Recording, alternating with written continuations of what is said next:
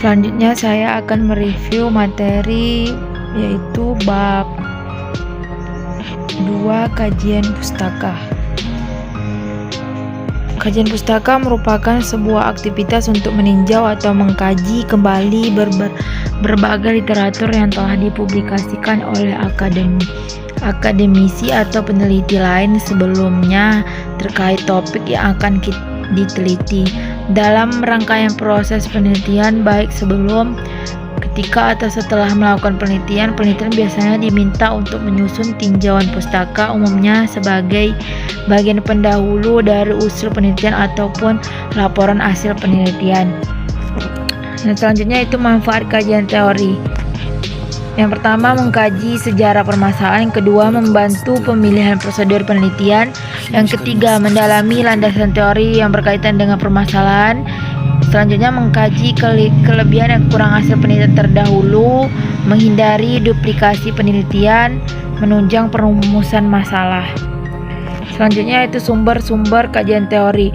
Pertama, sumber primer adalah hasil penelitian atau tulisan-tulisan karya penelitian atau teori orisinil. Sumber primer mengandung teks utuh dari laporan penelitian atau teori sehingga lebih detail dan teknis.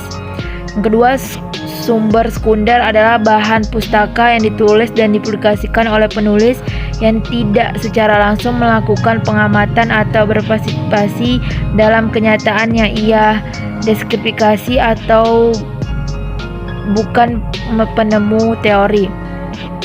Sumber preliminar adalah bahan-bahan daftar rujukan yang membantu seseorang mengidentifikasikan dan menemukan sumber primer dan sekunder. Sumber ini bermanfaat untuk menunjukkan jenis-jenis tertentu yang diperlukan dalam tujuan pustaka dan untuk mencari bidang subjek tertentu. Selanjutnya, kajian penelitian yang membutuhkan kajian teori. Kajian teori merupakan salah satu tahap dalam proses penelitian yang harus dilakukan oleh penelitian. Penyusunan kajian teori menjadi dasar pertimbangan dalam menentukan langkah-langkah penelitian. Seorang peneliti harus memiliki kesadaran yang tinggi perihal penyusunan kajian teori yang baik dan benar. Selanjutnya, cara-cara mengkaji bahan pustaka. Mengkaji bahan pustaka dapat melakukan dengan cara mengidentifikasikan sumber atau bahan yang relevan dengan masalah penelitian, mencari judul-judul hasil penelitian yang relevan, memilih dan memilah sumber pustaka yang paling relevan dari hasil penelitian, menyusun bahan pustaka mana yang paling sesuai. Selanjutnya, tahapan penyusunan kajian teori atau kajian pustaka. Melakukan identifikasi terhadap variabel-variabel yang terungkap secara eksplisit dalam merumuskan masalah penelitian. Siapkan folder-folder dalam komputer penelitian yang akan memuat nama dari masing-masing variabel. Mulailah melakukan pengkajian terhadap bahan pustaka yang diperoleh dengan terlebih dahulu fokus pada variabel terikatnya, baru kemudian pada variabel bebasnya.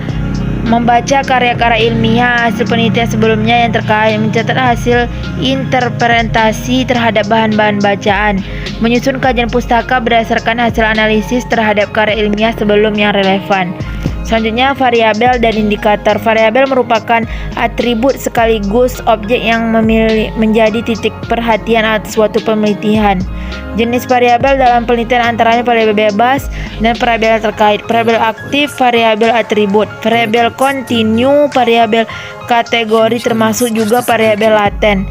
Indikator yang ada dalam definisi operasional harus ada di dalam bab operasional kajian teori, karena sebenarnya indikator didefinisikan operasional, ide pokoknya dijiwai oleh teori.